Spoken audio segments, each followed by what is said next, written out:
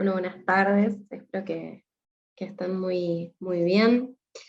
Voy a compartir pantalla. Estamos. Perfecto. Excelente. Vamos a hacer así. Muy bien.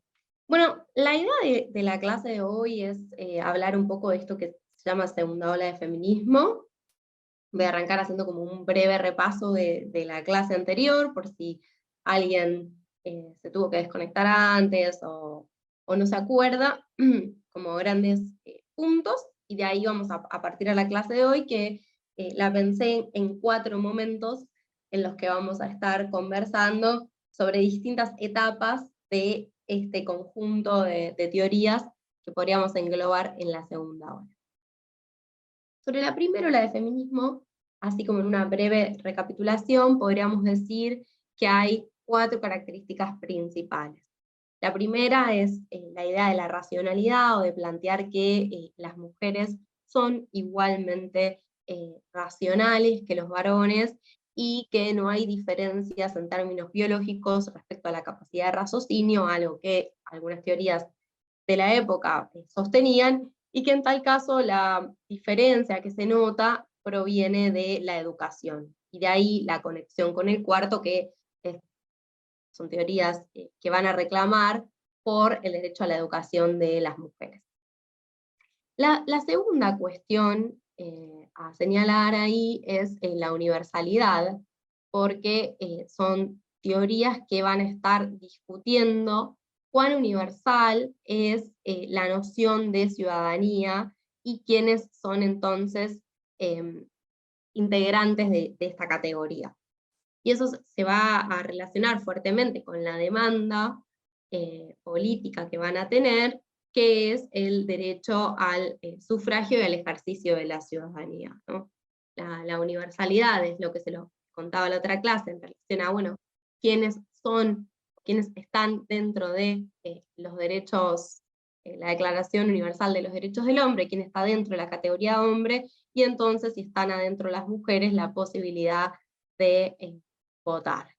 Y de ahí toda la fuerte demanda para votar, que vamos a encontrar entre finales del siglo XIX y hasta mediados del XX. Obviamente, acá estamos haciendo grandes cronologías, hay momentos de ascensos en las demandas feministas y momentos de declive, y no han sido lineales en todos los países, pero luego lo que va a aparecer, y es interesante, es la segunda ola, que ya va a centrarse, uno podría marcarla sobre todo entre 1950 y hasta 1970, en Europa Occidental y en Estados Unidos fuertemente, pero de nuevo uno pensando podría encontrar puntos de conexión en América Latina respecto a estas teorías, con algunas teóricas o algunos pequeños movimientos. La gran consigna, que hoy vamos a ver un poco más, pero la gran consigna de la segunda ola es el lema o la idea de que lo personal es político, algo que nos va a legar. Si yo les pregunto, ¿qué significa lo personal es político? ¿Qué piensan que es? Acto humano es político, que todo lo que hacemos repercute en lo político, la política debe hacerse cargo de las necesidades del ciudadano, que nada de lo que hagamos queda fuera de la esfera pública. Sí, muy bien. También, o a esta idea que lo que refiere es, y ahora vamos a ver por qué, es que eso que a vos te pasaba, y que pensabas que era del plano personal, como que era un sufrimiento o algo que le ocurría a vos como mujer, no lo es, y tiene una dimensión política, y eso es politizable. ¿Y por qué van a plantear esto? Bueno, lo vamos a ir viendo a lo largo de toda la clase, porque si no me voy a poner a hablar y me voy a salir de la PPT y no quiero hacer eso. Entonces, primero voy a dar la política nace de las necesidades personales, somos seres políticos y todo influye en la política, pues estamos atravesados por un vínculo de poder. Muy bien, exactamente, bien Lidia ahí decía, bueno, hablar de la violencia doméstica, hacia ahí vamos. Pero para que tengan un poco de contexto histórico del momento de este feminismo, es clave pensar, bueno, ¿Cuándo se desarrolló? Yo decía entre el 50 y el 70 más o menos, en Europa Occidental y Estados Unidos. ¿Qué tenemos? El contexto de la posguerra, o sea, es inmediatamente después a haber terminado la Segunda Guerra Mundial. Y eso no es menor, porque la guerra alteró, obviamente, todo, pero lo que alteró muchísimo, y en relación a lo que a nosotros nos interesa trabajar hoy, fueron las dinámicas de trabajo, y las mujeres que no iban a la guerra se quedaron garantizando y reproduciendo las economías de esos países. Uno puede mirar o buscar, hay muchas películas que hablan, ¿no? Bueno, terminada la guerra, empieza a aparecer de nuevo muy fuerte esta idea de que, bueno, la mujer vuelve al ámbito doméstico, y hay resistencia a eso. Hay bastante resistencia, y hay una campaña muy fuerte por volver a las mujeres a la esfera doméstica en el contexto de posguerra. Entonces, esa es una primera cuestión importante a tener en cuenta cuando miramos. Después, otro tipo, digo, todo este periodo va a estar atravesado por la Guerra Fría, sin duda, pero además hay otro tipo de expresiones complejas que también nos van a servir para mirar en qué plano está discutiendo y en qué contexto está planteando estas cosas el movimiento feminista. ¿Qué son? La Guerra de Vietnam, las demandas y las luchas por los derechos civiles de las personas de color en Estados Unidos, el Mayo francés en el 68, y una buena marca de, si quieren, una especie de quiebre hacia la tercera ola, es la revuelta de Stonewall. Con eso me gustaría como terminar en este mapa de qué cuestiones a historizar. De nuevo, obviamente, sepan que esto es un recorte, y que podríamos incluir más cosas. Estas son las que a mí me parecían interesantes como para sintetizar de qué mundo estamos hablando cuando vamos a pensar, por esta siguiente hora y media que nos queda, un poquito menos, respecto a la segunda ola de feminismo. Bien, ¿qué es lo que van a poner en cuestión y qué van a plantear? Bueno, en primer lugar van a poner en cuestión a la esfera privada y van a problematizar en clave política lo que sucedía en los hogares, particularmente lo que ocurría con la violencia doméstica, como bien señalaba una de las estudiantes. La segunda cuestión es el trabajo y todos los reclamos en torno a la igualdad en la remuneración. Va a ser el movimiento que va a plantear, esto lo digo en inglés porque como se creó, la idea del equal pay for equal job, es decir, igual trabajo, igual pago, igual remuneración, va a ser una consigna brutal de la segunda ola, ¿no? O las mujeres demandando mejor salario, igual trabajo por igual tarea respecto a los varones. Y la tercera gran cuestión que van a poner en discutir es el tema de los derechos reproductivos y la sexualidad, porque pensemos también, hay algo que no dije, pero podemos decir lo que está un poco implícito cuando hablamos del Mayo francés, y ese proceso no solo es el momento en el que aparece también, se masifica el uso de la píldora anticonceptiva, sino es también todo un momento de mucha efervescencia y de mucha revolución en términos de la sexualidad, ¿no? Hay grandes reacciones contra la moral victoriana, o la sexualidad desde la era victoriana, y hay mucha más demanda en torno a los derechos reproductivos. Uno podría pensar también que la segunda ola finaliza en Estados Unidos y en Francia con la sanción de las leyes respecto a la despenalización del aborto, ¿no? Entonces, está marcado por el uso de las pastillas anticonceptivas, por un cambio en el comportamiento o en la moral sexual, si quieren, de la época, y por las fuertes reivindicaciones en torno a la decisión por parte de las mujeres del ejercicio de la sexualidad. A veces también se los nombra como feminismos de la igualdad a este conjunto, o a algunos de estos conjuntos de ideas que circularon. Y ahí me parece interesante pensar la igualdad en torno a qué o de qué manera, ¿no? ¿Por qué se habla muchas veces de que los feminismos de la segunda ola fueron los feminismos de la igualdad? Mientras que a veces, en una también rápida conceptualización, van a escuchar que los feminismos de la diferencia son los de la tercera ola. Bueno, uno podría pensar que se los aglutina bajo la idea de igualdad, porque son los feminismos que vienen a plantear la igualdad salarial, la igualdad en la política, la igualdad en el derecho a decidir sobre los cuerpos, y la igualdad también a politizar la sexualidad como un campo, ¿no? Digo, bueno, si para los varones es un espacio de placer, para las mujeres también puede serlo. Y eso empieza a desarrollarse en este momento histórico. Y además de la igualdad, hay una fuerte idea de liberación, ¿no? Y esa liberación, que sobre todo uno lo puede pensar como en términos de la sexualidad, pero también de la mujer, ¿no? Como la mujer es libre si trabaja, eso es fundamental y ahora vamos a ver por qué, pero hay una fuerte idea de que la mujer es libre si trabaja, porque eso le va a garantizar autonomía, y también la mujer es libre de juntarse, tener parejas y vivir la sexualidad un poco más libremente de lo que se vivía en esa época, digo, en la época anterior, en esa vida de la moral victoriana. Y eso es importante también enmarcarlo en este contexto de liberación del mundo post Segunda Guerra Mundial, que empieza todo el proceso de descolonización, sobre todo en África, y también es la idea de la liberación, digo, la guerra de Vietnam, las consignas del movimiento, de los movimientos contra la guerra de Vietnam, hablan mucho de la libertad en esos términos, y también es la discusión muy de la época, digo, en el contexto de la Guerra Fría, ¿no? Bueno, ¿qué libertades y de qué manera? Y ahí no reduzcamos solo a la idea de libertad que pregona como sí Estados Unidos respecto a, digo, la política exterior, sino también a los movimientos que dentro de Estados Unidos discuten qué es la libertad. Y esa idea de discusión de la libertad son los movimientos contra la guerra de Vietnam, el movimiento de los derechos civiles de personas de color, y los fuertes en Europa, los fuertes movimientos de jóvenes sobre todo que acompañan el proceso de descolonización en África. Y ahí también el Mayo francés, ¿no? O sea, entra en esa línea. Entonces, es un momento de bastante eclosión respecto a las ideas de igualdad y libertad.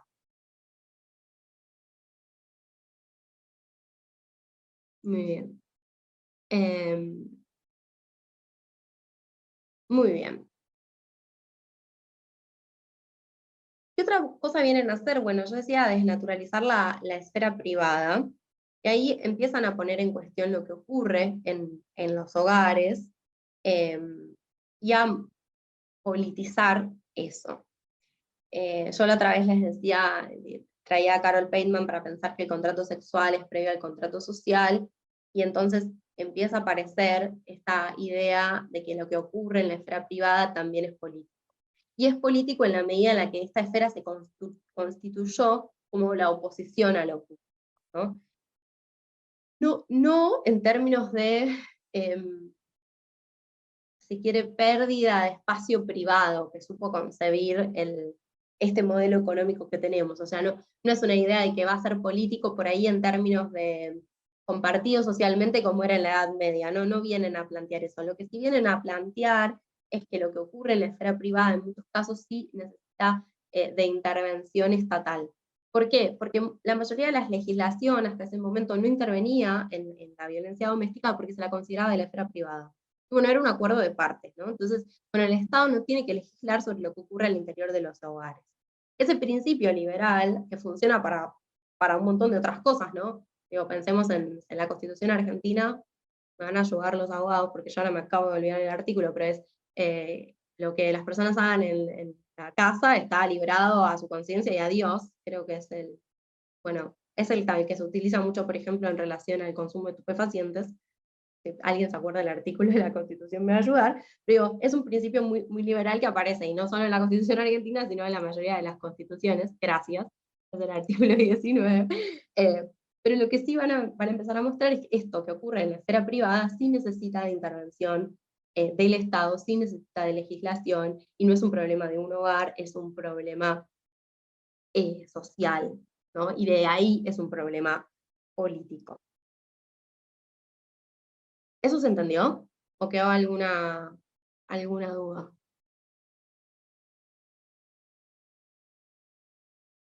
Bien, si no cualquier cosa me dicen.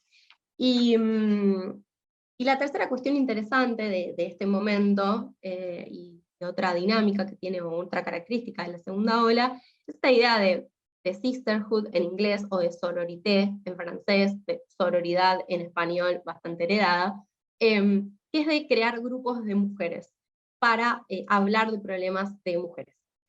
Y en ese sentido, estos primeros grupos empiezan a tener experiencias muy catárticas, muy ligadas, si quieren, además a la psicología y a la psicología social, de funcionar como espacios de encuentro en donde las mujeres empiezan a hablar y empiezan a reconocer que esto que les ocurría, y ellas pensaban que les pasaba solo a ellas y en su esfera privada, resulta que le pasaba a un montón de mujeres y entonces era un problema público. Ese proceso y esos puntos de encuentro y esas posibilidades de tener reuniones y espacios son muy propios, o inician, si se quiere, como característica, en esta segunda ola de feminismo. No existían grupos con estas características en el momento anterior del que habíamos hablado. Y parte de estas estrategias respecto a los grupos, que se van a ir transformando, por ahí van a dejar de ser tan psicológicos para pasar a ser más políticos luego en la tercera ola, van a seguir existiendo, ¿no? En la Argentina, como un espacio sobre eso construido y legitimado a lo largo de los años, uno podría pensar que han sido los encuentros nacionales de mujeres, y que inicialmente eran bastante restrictivos y solo aceptaban mujeres, justamente para que estas reuniones y estos espacios se pudieran llevar adelante con mayor libertad, ¿no? Como la libertad de que las mujeres pudieran hablar de lo que les pasaba. Eso también es un buen ejemplo. Ay, gracias por pegar bien el artículo, yo más o menos lo parafraseé, pero es las acciones privadas de los hombres que de ningún modo ofendan al orden y a la moral pública, ni perjudiquen a terceros, están solo reservadas a Dios y exentas de la autoridad de los magistrados. Ese principio respecto a la libertad de la esfera privada sirvió durante mucho tiempo para no intervenir en asuntos de violencia doméstica, ¿no? O de violencia intrafamiliar. Y esto es una de las cuestiones que más van a poner en discusión esta segunda ola. Las madres de Plaza de Mayo, a ver, es relativo, no serían un buen ejemplo de sisterhood en el sentido que lo que las convoca no es una discusión del feminismo, sino es la desaparición de sus hijos. Pero sí uno podría pensar que, como los movimientos se retroalimentan, hay ideas que sí se toman de ahí, y que los grupos se hayan sostenido, o hay algunas prácticas que se podrían pensar, pero no directamente en el sentido de politizar lo que les pasaba como mujeres, porque lo que les ocurre a ellas, que las convoca a reunirse, es otra cosa.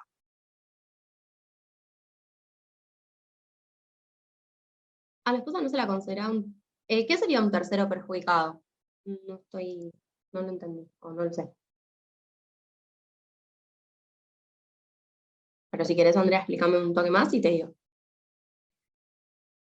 Bien, ahora, hasta acá venimos bien. ¿Hay alguna otra pregunta? Porque quiero pasar, si no, a meternos con una autora antes de eso. Sí, no digo en sí el artículo 19 hoy, sino la idea que subsume el artículo sirvió en mucho tiempo, durante mucho tiempo, como forma de no intervención, ¿no? Ese principio se encuentra no solo en la legislación, sino en un montón más. Entonces la reticencia era, bueno, esto es un problema privado. Llevado a otra esfera, hay un libro a mí que me gusta mucho de Gusfield que se llama La cultura de los problemas públicos, y él habla mucho de que el alcoholismo y los accidentes de tránsito provocados por el alcohol en la década de los 60 en Estados Unidos eran brutales. O sea, la principal causa de muerte en los accidentes que lo provocaba el alcohol. Y no se pensaba que el alcohol fuese un problema público, o un problema, si quieren, de salud. Era un problema de la persona que bebía mucho. Y costó un montón transformar eso, requirió un montón de organización. El libro cuenta un poco eso, de, bueno, cómo se vuelve un problema público y empieza a requerir abordaje de la sociedad. Entonces, ese cambio de lo privado a lo público es a lo que me quería referir trayendo al artículo. Porque incluso eso, algo que para nosotros hoy, desde nuestro paradigma, como puede ser el consumo de alcohol, que no tomes si vas a manejar, lo vemos como un problema público, durante mucho tiempo para algunas culturas no lo fue.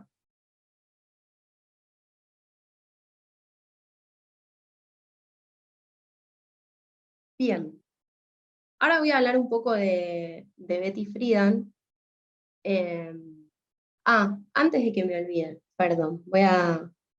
no sé si, Roque, ¿no me ayudás pegando el link del Padlet de recomendaciones? Porque, paréntesis, ahora les voy a decir de quién vamos a hablar, que es de Betty Friedan. Em, Y este libro, y yo estuve releyendo y buscando unas cosas y cargué bastantes recomendaciones en el Padlet de cosas que vimos la clase pasada que pueden servir de lecturas.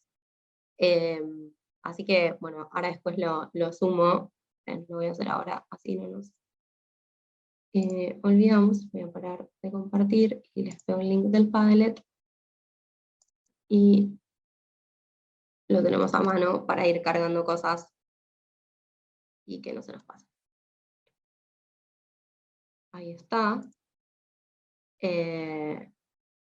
Porque no me acuerdo si alguien lo había sumado al libro de Betty Friedan, no lo sumamos, pero ya lo podemos sumar para que esto vaya quedando más completo. Pobre, Rocky está con pésimo internet, mira, se le acaba de caer la host. Bien. Bueno, ahora sí vuelvo a Betty, ya con el link y todo. La clave de la mística de la feminidad es un libro que habla mucho del problema cultural que empiezan a sentir las mujeres de clase media que viven en los suburbios en Estados Unidos. Es una autora, Betty, ahora ya les voy a leer esta cita y ahora vamos a escucharla un poquito. El malestar ha permanecido enterrado, acallado en las mentes de las mujeres estadounidenses durante muchos años. Era una inquietud extraña, una sensación de insatisfacción, un anhelo de que las mujeres padecían, un anhelo que las mujeres padecían a mediados del siglo XX en Estados Unidos. Un buen ejemplo para trabajar esto, para ver esto en una película es La sonrisa de Mona Lisa. ¿Qué empieza a ocurrir? Las mujeres en Estados Unidos, clase social media alta, diría, o sea, media alta y alta, están muy bien educadas, acceden a las mejores universidades, se gradúan, ejercen cuanto mucho 1 o 2 años su profesión o participan de algún tipo de voluntariado, y luego se casan y por amor, en su gran sacrificio, dedican su entera vida a criar a sus hijos y ser buenas esposas. Bueno, eso empieza a tener algunos problemas en el ideal de la sociedad norteamericana. Uno de esos es el gran consumo de alcohol que empieza a ocurrir, e incluso también ya de psicofármacos que se empiezan a probar en esos años y que se les empiezan a distribuir a las amas de casa. Y entonces, el libro de Betty Friedan lo que plantea en esta mística de la feminidad, que se pregunta, bueno, ¿cuál es la característica? ¿Por qué las mujeres hacen esto por amor y luego dejan todo? Pero, ¿qué empieza a ocurrir? Esto no las llena, no las hace felices. Entonces, ¿por qué hacen esto si no son felices? Y el libro empieza a hablar un poco de este malestar. De todas maneras, digo, es muy disruptivo, se vende como una especie de bestseller entre las mujeres norteamericanas, circula muchísimo, pero no es un libro que en sí mismo aliente a las mujeres a salir, no sé, masivamente al mercado de trabajo, o a tratar de hacer cosas para ser felices. Ella dice, bueno, pasa todo esto, igual tenemos que encontrar la manera de ser felices como amas de casa. Sin embargo, el libro, o la forma en la que ella lo problematiza, logra llegar al discurso público de una manera que marca un quiebre. Y si quieren, ella podría ser señalada como la autora más importante en Estados Unidos, y este libro en particular, de la segunda ola, y de esto que empiezan a expresar en términos de lo personal es político, ¿no? Entonces, bueno, este malestar necesita ser tematizado en lo público. Todavía no se volvió político, pero sí empieza a salir a la esfera pública. Este es un video, el problema de este video es que, lo tengo acá. Está en inglés, pero yo quiero que la miren un poco a ella hablar y después traduzco algunas cosas. No vamos a verlo todo. Our grandmothers for 72 years in their struggle to get the right to vote. Welcome to the new wave of feminism. Welcome to each other. Welcome home. 1950s housewife. No, pero se ve re mal.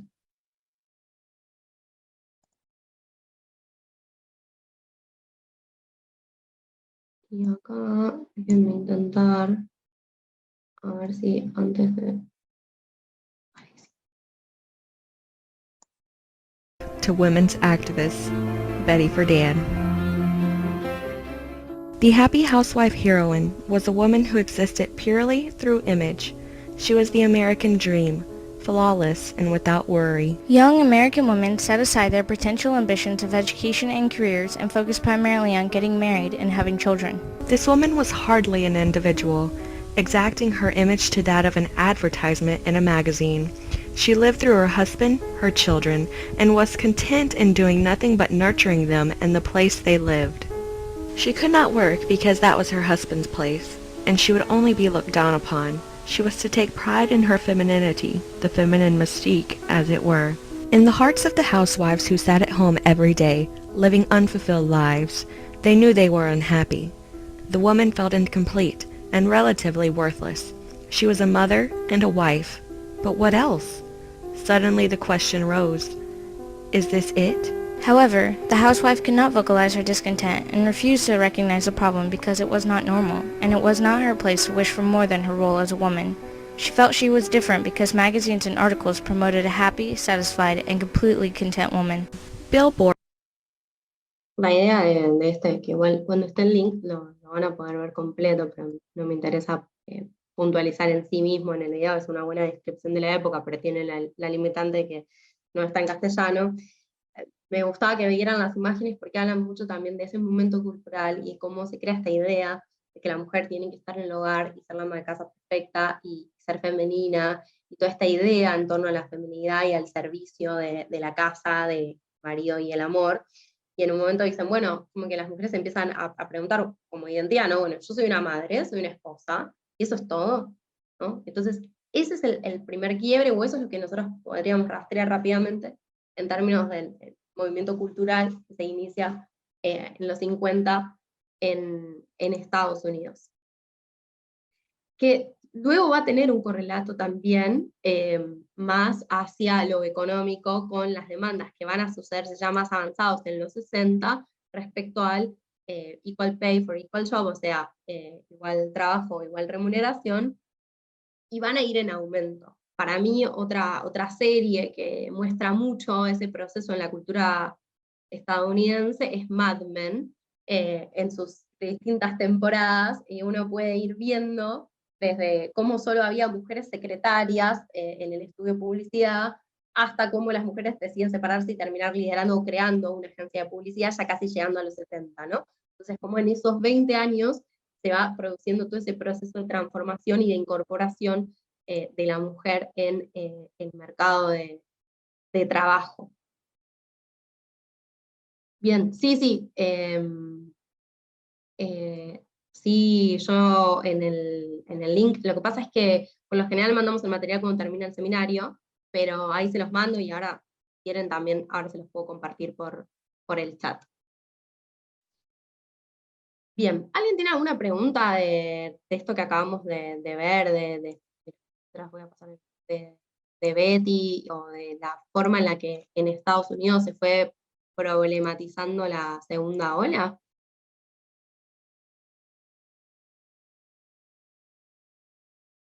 Este es el link al video.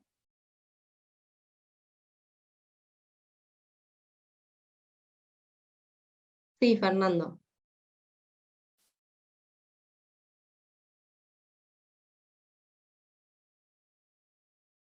Ahí te puedes mutear.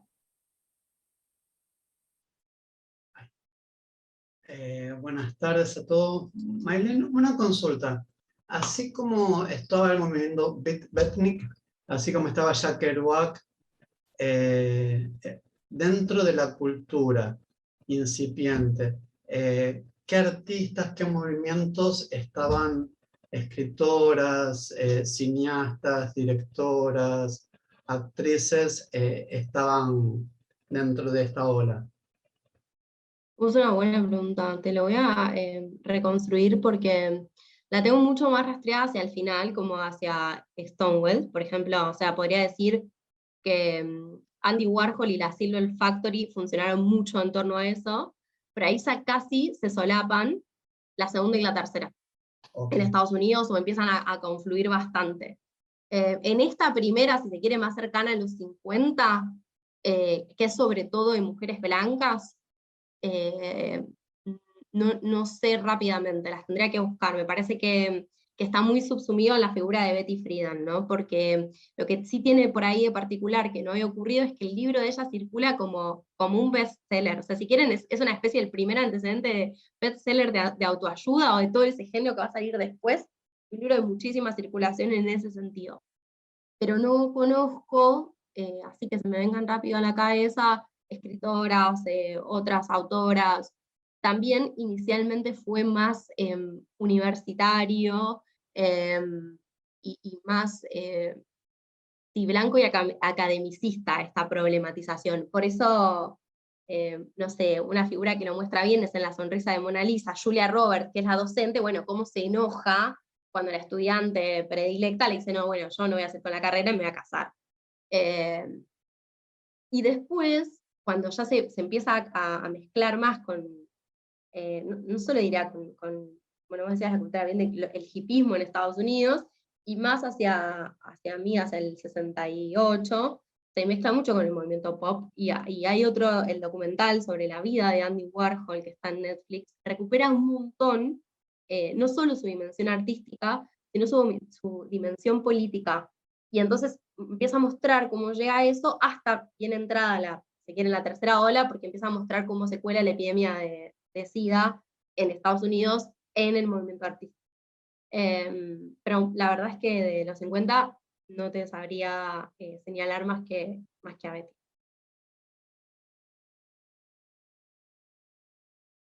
Sí, el documental creo que se llama La vida secreta de Andy Warhol, o Secrets, o no sé. Ahora me fijo después cómo ponerlo de Andy Warhol y Carlos. En América del Sur, lo que empieza a pasar, a la pregunta de Nadia, y la razón por la cual cuando uno hace una rápida conceptualización no lo busca mucho, es que ya empiezan a haber dictaduras. Entonces, eso empieza a obturar las discusiones, por un lado, y la otra es que como también había dictaduras, y estaba mucho más la idea de la lucha por la revolución en el continente o por las identidades racializadas, era una lucha mucho más en clave colonial que de género y de clase. O sea, un hito ahí que uno podría marcar, bueno, en esa misma periodicidad que yo hacía para el norte, es la Revolución Cubana acá, y cómo eso trastoca los sentidos de las organizaciones sociales. Entonces, es difícil rastrear tan claro como ocurrió en Francia o en Estados Unidos, ejemplos. Ahora, dicho esto, uno podría pensar también, yo hablo del caso argentino porque es el que más conozco, que, y se solapan en las fechas, ¿no? Porque, por ejemplo, a mí me parece bastante interesante tomar cosas de la figura de Evita que no suelen pensarse en esta clave. Digo, así como la nombramos la clase anterior respecto a, bueno, es la que cristaliza en ella la demanda por la sanción del sufragio en Argentina, el sufragio femenino en Argentina. Si uno busca en muchos de sus discursos, sobre todo en la parte más de articulación sindical, hay muchísimas reivindicaciones en torno a que la mujer tiene que trabajar y que tiene que cobrar lo mismo del varón. Esa consigna que se estaba dando en Estados Unidos, ella no dice es la misma, y sin embargo la consigna es la misma. Y uno puede encontrar en la parte, ya les digo, de discursos varios, de ella bastantes reivindicaciones en torno a la importancia de que la mujer trabaje y la importancia de que cobre lo mismo que el varón por la misma tarea.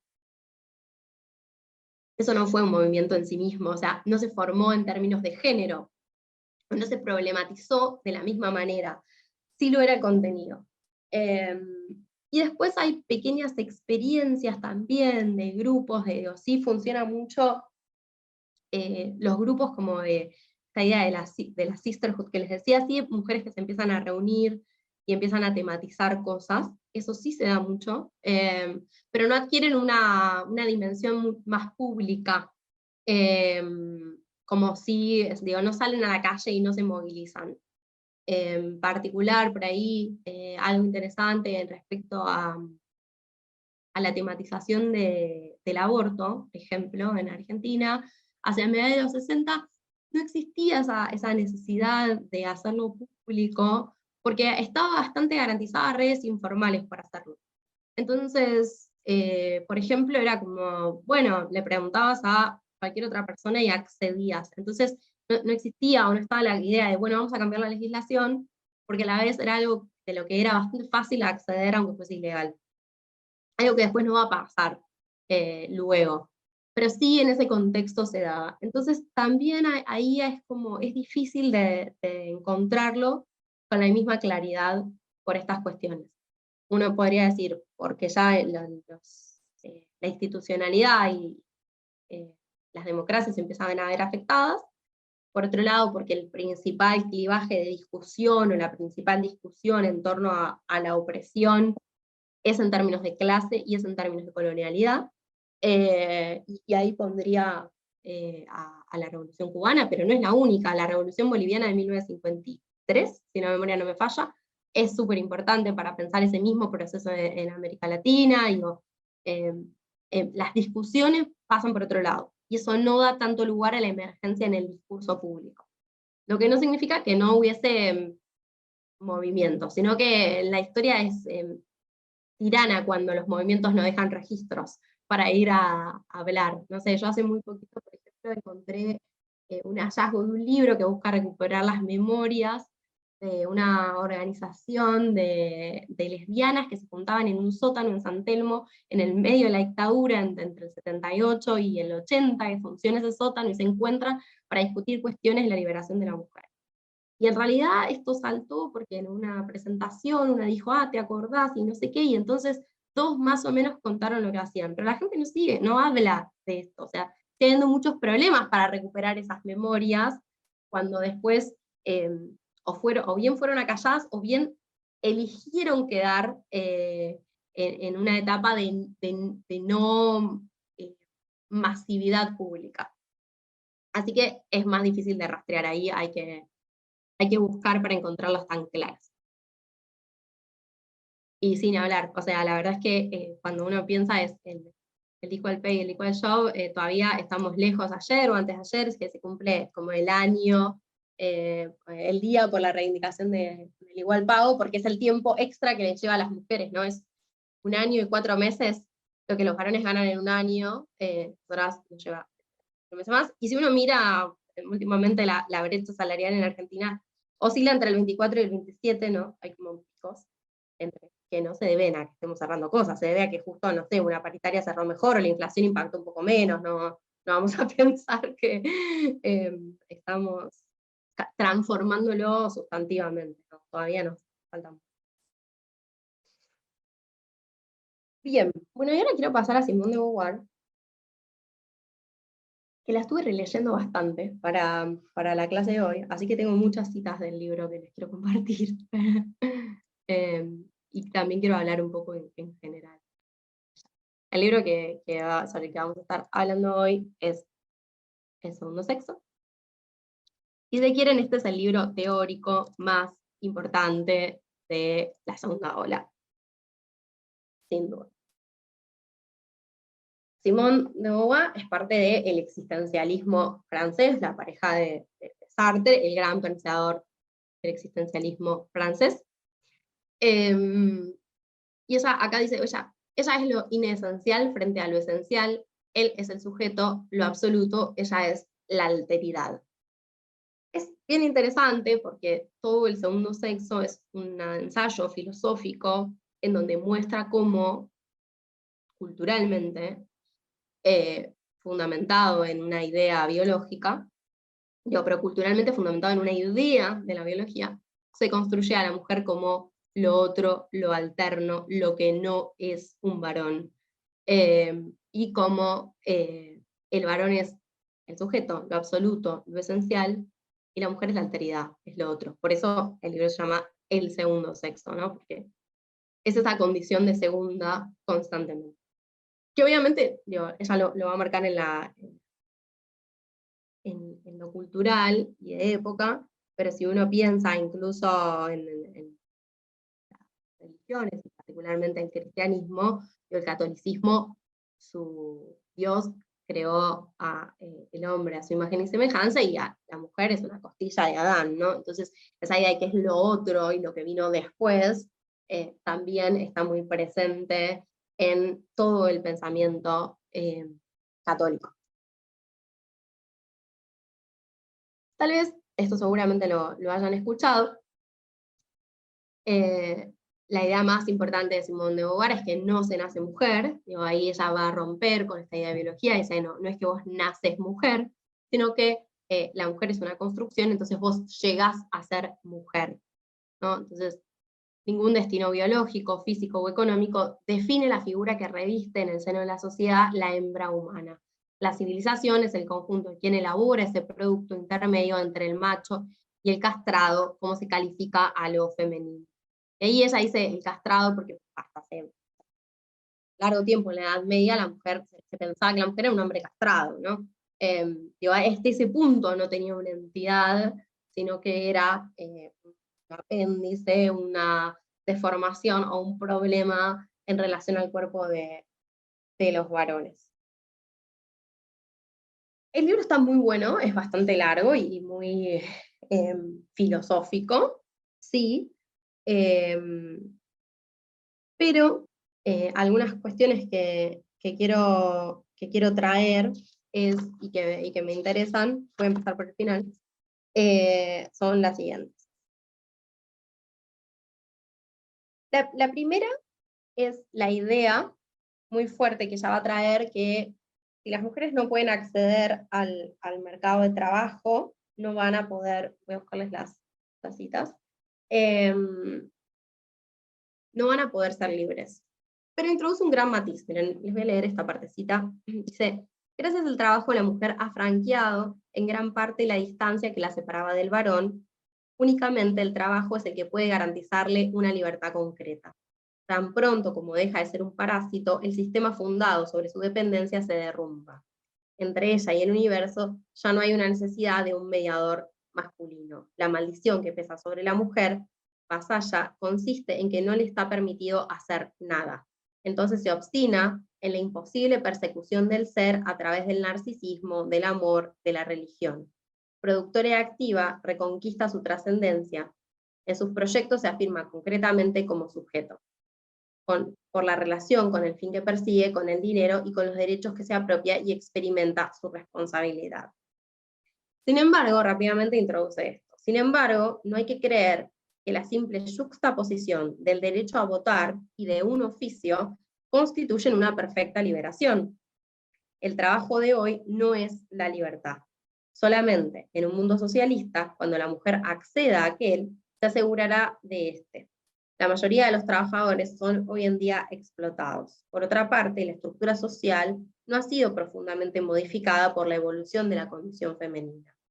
Este mundo, que siempre ha pertenecido a los hombres, conserva todavía la fisonomía que ellos le han dado. No hay que perder de vista estos hechos que constituyen la base de la complejidad de la cuestión del trabajo femenino. Y acá lo que me parece importante traer de ella es que ella va a ser muy crítica del marxismo y del psicoanálisis al inicio de su obra, y le va a discutir al marxismo que solo ve relaciones de clase, y le va a discutir a Freud porque lo que va a plantear es que es una teoría al servicio de la justificación del valor de la autoridad del varón, ¿no? y que el psicoanálisis no explica muchas cosas que da por supuestas. Sin embargo, cuando la leíamos recién al final, hay una también muy fuerte crítica en ella a el mundo capitalista y a la forma de trabajo del capitalismo, ¿no? O sea, ahí hay una idea de, sí, necesitamos que las mujeres entren al mercado de trabajo, pero no a este mercado de trabajo, ¿no? Entonces, eso también es interesante para pensar el calor de las discusiones de la época, y la visión de época en este proceso. Yo no me equivoco, la primera versión de El segundo sexo es de 1949, ¿no? O sea, de nuevo, esto es 4 años después de que acaba de terminar la Segunda Guerra Mundial en Francia, o para pensar el contexto siempre de producción. ¿Qué más quiero marcar?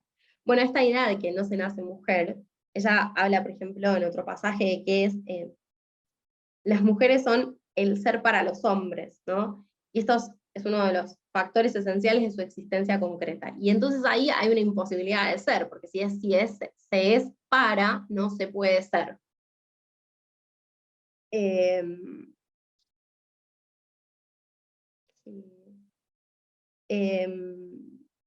Después, por ejemplo, ella critica o habla un poco del feminismo de los 40 y los 50, en relación a las diferencias también de estatus que existían entre las mujeres solteras y las casadas. Y decía, bueno, eso también es muy difícil que podamos pensar en una igualdad, si jurídicamente hoy el estatus que tienen unas y otras sigue siendo tan distinto. Por eso hoy un gran número de ellas reclama un nuevo estatuto, y una vez más su reivindicación no consiste en ser exaltadas en su feminidad, quieren que en ellas mismas, como en el conjunto de la humanidad, la trascendencia se imponga a la inmanencia. Quieren que por fin se les concedan los derechos abstractos y las posibilidades concretas, sin cuya conjugación la libertad no es más que un engaño.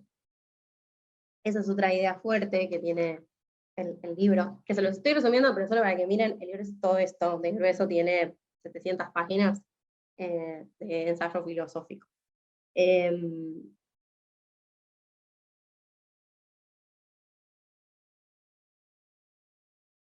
Bien, ¿no? Esos me parece que son como los puntos principales a señalar. Si quieren acá frenamos y me pueden hacer algunas preguntas de Simón, si tienen. Sí, sin duda, o sea, yo lo volví a leer varios capítulos el fin de semana, y es una aventura filosófica leerla, y la propuesta respecto a, bueno, la posibilidad de ser que plantea, es muy, muy interesante y muy disruptiva para su época. Francia habla muchísimo, por ejemplo, del machismo en la sociedad francesa. Hacía muy pocos años que a las mujeres se les había conseguido el voto en Francia. Te vuelve al mapa de la época, y eso está súper bueno. Bueno, antes de pasar a la siguiente parte de la clase, si alguien tiene alguna pregunta o duda de lo que expliqué hasta acá, es el momento.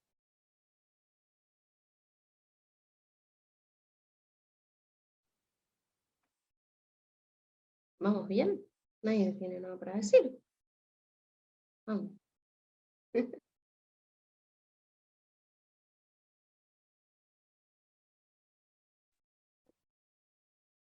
Ahí Fer, ahí lo habilito a Fer.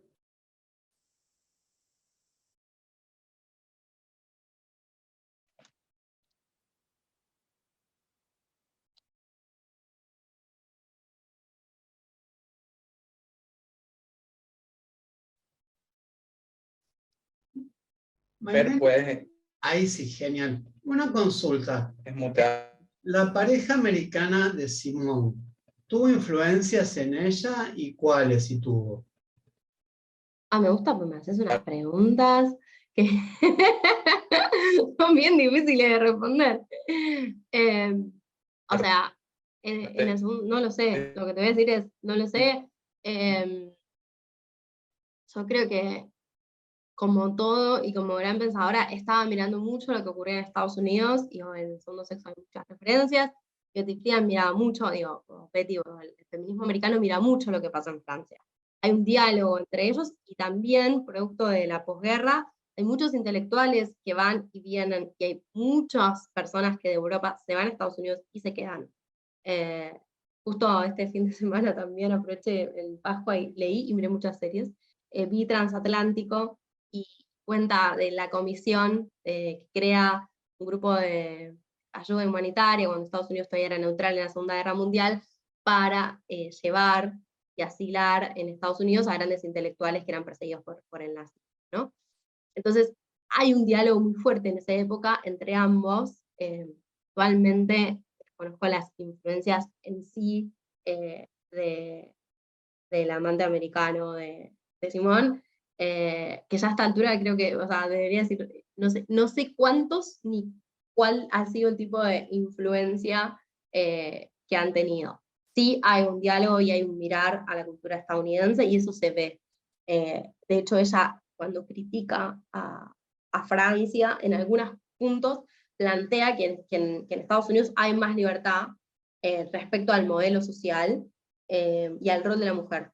Lo cual a mí me parecía rarísimo, porque se vuelve a situar en una Francia que por ahí no es la idea de la Francia que uno tiene más liberal. Ella habla de una Francia muy conservadora. Sí, es una gran serie, si no la vieron, se la súper recomiendo. Bien, entonces, algo importante que vienen a hacer toda esta revuelta o estas discusiones, es a plantear, ya sin lugar a duda, que la condición de la mujer es una construcción sociocultural. Es el movimiento que va a afianzar y a dejar de lado la diferencia biológica. Aún todavía los términos de sexo y género se siguen usando con momentos como sinónimos, pero que no hay determinantes biológicos en el ser, ¿no? Porque hasta ese momento no era tan claro, ¿no? Aparecían muchas ideas de que hay algo inmanente, ¿vieron? Seguramente alguien escuchó. Lo que pasa es que las mujeres son buenas madres porque están preparadas para eso, porque como pueden dar a luz, están preparadas instintivamente para ser buenas madres. Bueno, esa idea, ese mito tan extendido, la segunda ola lo viene a echar por tierra y a decir, nada de todo esto es así.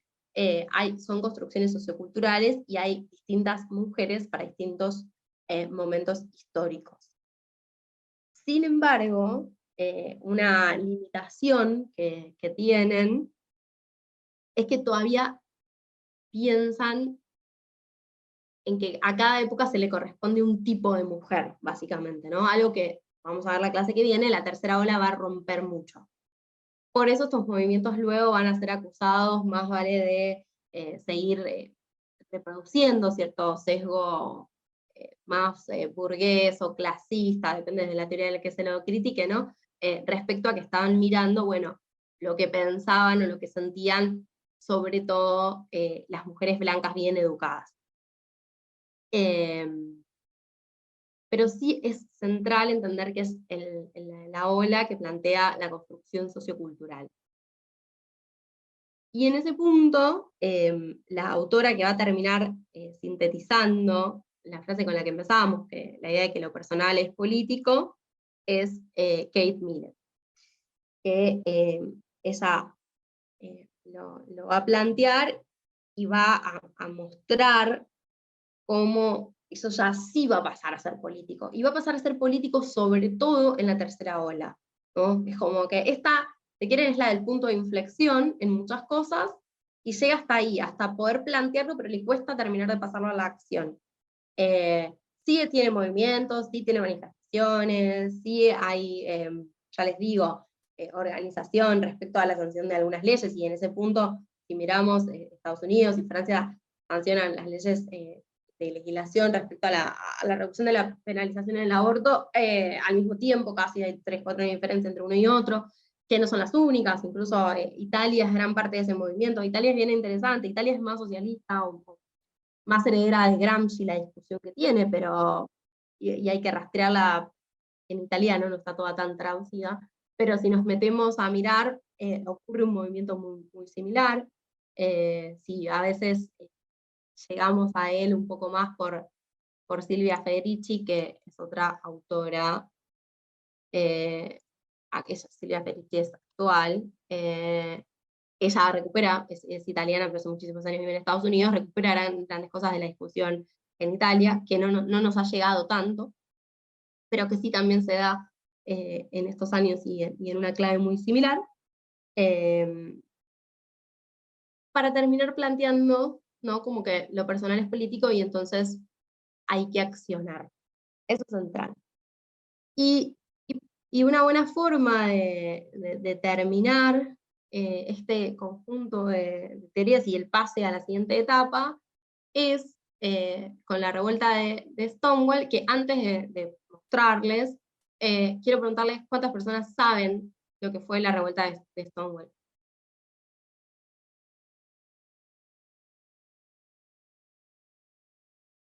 Sí o que no, escriban en el chat, tengo idea, no tengo idea, no sé de qué estás hablando.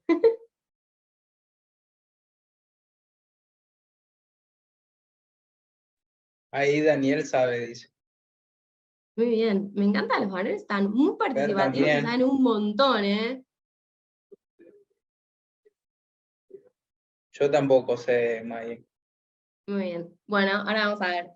Lo primero que les voy a decir es que el Día del Orgullo, que se celebra ahora el 28 de junio, es la fecha en la que ocurrió la revuelta, o sea, el Día Internacional del Orgullo LGBTI viene de ahí. Y ahora voy a pasarles este pequeño video de qué fue la revuelta y les voy a contar un poco. O sea, son 4 minutos y estamos bien de tiempo.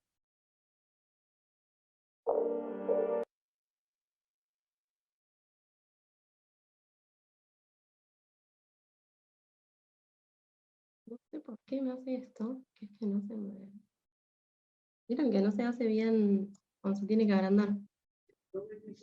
No está reproduciendo, May.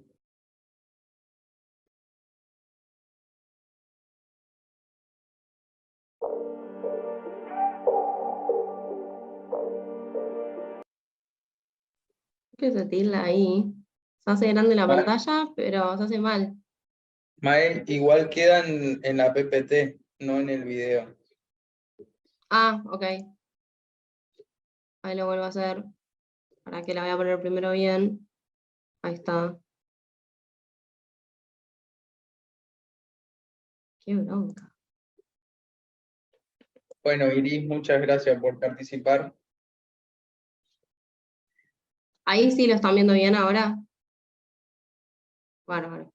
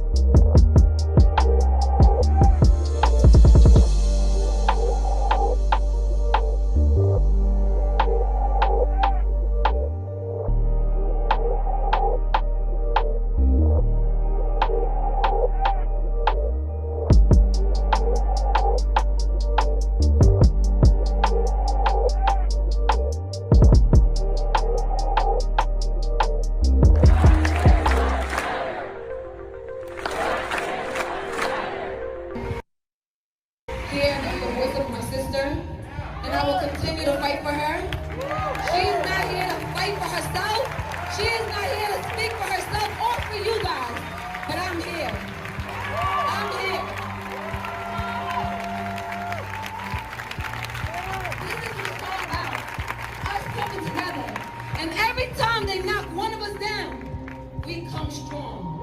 And every time they do, we become stronger. And we show them that we're not going nowhere. We're here. They're gonna make room for us. And if they don't, we're taking it.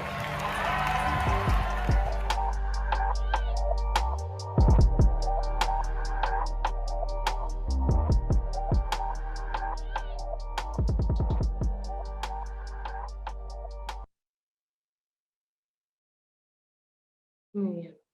Bueno, ¿qué es Stonewall? Es si quieren, el primer hito que cobra mucha visibilidad. No es que no había habido movimientos ni revueltas anteriores.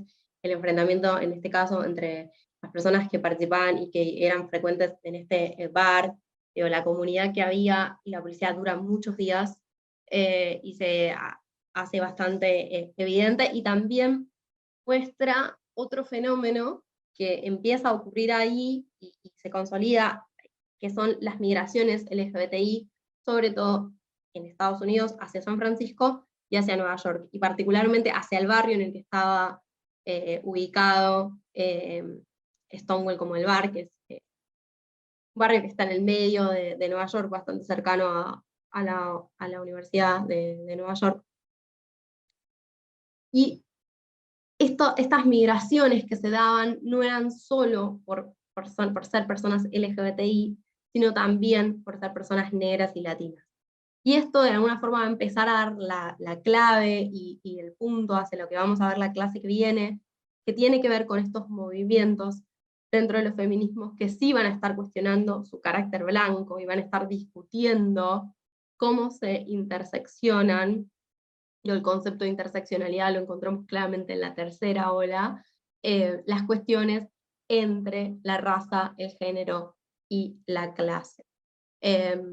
Entonces, uno puede pensar tal vez que la movilización en clave de full política se va a dar en algunos casos a partir de la tercera ola, y en otros no, porque también la tercera ola va a tener un libro del que vamos a hablar mucho en la clase que viene, que es El género en disputa, de Judith Butler, una postura muy cultural, tal vez demasiado cultural en algunos puntos, en donde todo es subjetivo y performático, y eso también va a conflictuar los escenarios de politización de algunos reclamos. Y con esto quiero decir que no piensen, cerrar, que estos procesos han sido homogéneos, o que han estado exentos de conflictos internos. Yo hago como mucho esfuerzo en tratar de recapitular para traerles algunas puntas para mirarlo, pero sin duda, mujeres que en la segunda ola le estuvieron discutiendo a Simone de Beauvoir o Betty Friedan, hay un montón, y no solo las de la tercera ola les van a estar diciendo todo lo que se equivocaron, sino que ahí había muchas más mujeres organizadas en contra, o también había discusiones mucho más en clave de trabajo, mucho más en clave de reivindicaciones de derechos laborales. Sin embargo, es que es más complejo rastrearlas, encontrarlas y entender esos procesos, ¿no? Y porque tenemos poco tiempo para hacerlo.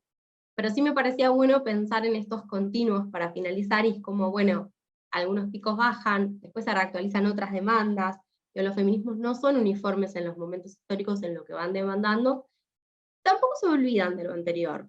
Digo, algunas cosas las conservan, otras cosas las critican, otras cosas por ahí quedan en stand-by y luego son reivindicadas. En la tercera ola no vamos a encontrar tantas demandas, por ejemplo, por el derecho a la igualdad salarial, y uno podría pensar que hoy es un tema que está súper en agenda. Entonces, está bueno ir para atrás, porque uno va encontrando, bueno, aquellos puntos, momentos de más conflicto, momentos de menos conflictos, momentos de más divergencia entre las teorías, momentos de mayor unión del movimiento en su diversidad, que van enriqueciendo el debate y la discusión. Eso me parece como central, ¿no? No se queden con que esto es lo único que pasaba, ni la única versión, que uno pasa tan tranquilamente de una ola a la otra, sino que las olas sirven por ahí para mostrar la discusión en clave qué momento ocurrieron y qué cosas tematizaban. Pero bien, nada, con esto... Bueno, por ejemplo, Paul Preciado, que es un autor muy contemporáneo, que uno podría encontrar muy hacia en la tercera, claramente la obra de Paul Preciado es post-Butler, obvio, se inscribe a partir de las discusiones que va a dar Judith Butler respecto al género y a la performatividad del género. La posibilidad de fluir que tiene él, no solo en su obra, sino en su vida personal, son producto de toda la discusión que va a venir post-Butler, porque antes de eso, era imposible pensar a las identidades de género por fuera del binarismo en Occidente. Yo no lo leía ahora, pero lo releí. Hay un capítulo de Simone de Beauvoir en el segundo sexo, sobre la lesbiana, y hay todo el tiempo una confusión entre la orientación sexual y la identidad de género. ¿Pero por qué? Porque no existían como conceptualizaciones en 1949 en Francia, ni de casualidad estaban. Entonces, incluso para ellas fueron muy difíciles de conceptualizar, eso no ocurre, no están conceptualizadas de esa manera, pero es algo interesante ahí de pensar cómo muchas veces uno es hijo de su tiempo, y hoy podemos romper en algunas cosas a nuestro tiempo y en otras no. Entonces, Paul Preciado, sin duda, tiene una mirada crítica respecto a categorizarlo en olas, pero porque él va a ser muy heredero de una tradición rupturista que viene después, que habilitó a romper muchas cosas. Pero hubo un proceso para que en el género se pudieran romper esas identidades, porque Simone de Beauvoir dice, no se nace mujer, se llega a serlo, pero no se imagina que una mujer, luego de haberse construido como mujer, quiera dejar de serlo y pase a nombrarse de otra forma. Digo, hay algo del ser todavía, de lo inmanente, aún en la construcción cultural, muy propia de esa época.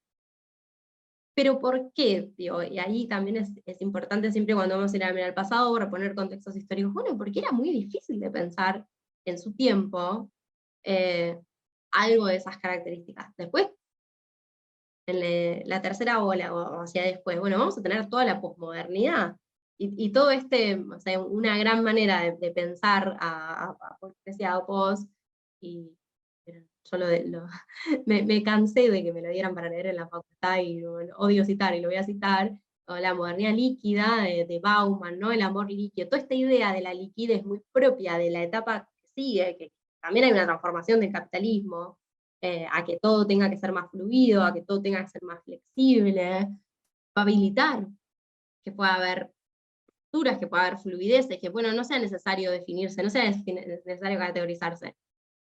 Imagínate, acaba de terminar la Segunda Guerra Mundial, mirá si las categorías no eran importantes. Es como, ¿no? Entonces, eso me parece también súper importante cuando uno va a buscar a algo de un autor o de una autora. Porque siempre algunas cosas nos van a hacer ruido, nos van a resultar incómodas, pero tengan ese ejercicio de, bueno, ponerlo en contexto histórico.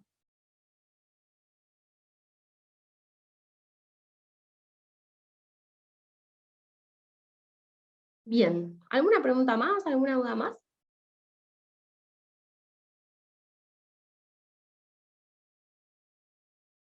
Miren que la clase que viene vamos a trabajar en solucionar las preguntas que nos hicimos en la primera clase, así que espero que estén aprendiendo mucho, y si no, es ahora el momento para preguntar todo lo que no, porque después vamos a trabajar en el Padlet y van a tener que escribir las respuestas a las preguntas mismas que ustedes hicieron.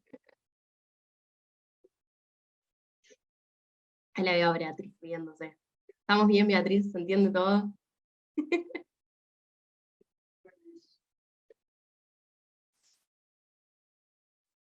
Bueno, bien. Entonces, si no hay ninguna otra duda,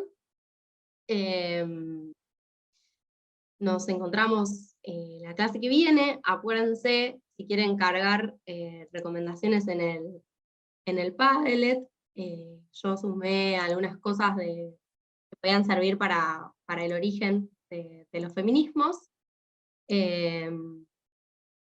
Y la semana que viene, ya les digo, vamos a trabajar un poco en respondernos las preguntas de las cuales partimos, a ver si fuimos capaces en este seminario de encontrar respuesta, o si falta ponernos a estudiar más. Y después vamos a estar hablando de la tercera ola, y así, alguna autora, vamos a hablar de Butler. Butler es difícil de leer, pero es muy disruptiva lo que viene a plantear, y vamos a ver algunas cosas de feminismo decolonial, algunas cosas de feminismo negro, como dos feminismos muy críticos de la blanquitud.